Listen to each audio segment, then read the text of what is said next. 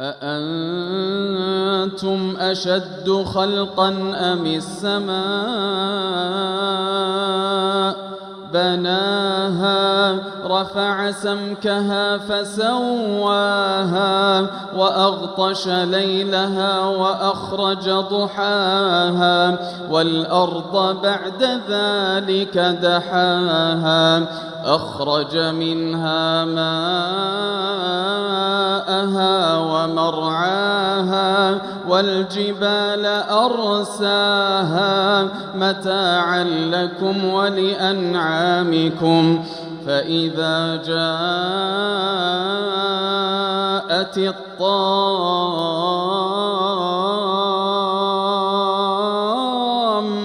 الكبرى يوم يتذكر الإنسان ما سعى وبرزت الجحيم لمن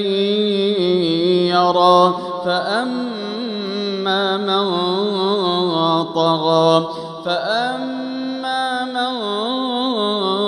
طغى وآثر الحياة الدنيا فإن الجحيم هي المأوى وأما من خاف مقام ربه ونهى النفس عن الهوى فإن الجنة هي المأوى يسألونك عن الساعة أيان مرساها فيما أنت من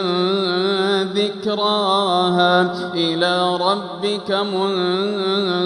منتهاها إنما أنت منذر من يخشاها كأنهم يوم يرونها لم يلبثوا إلا عشية أو ضحاها.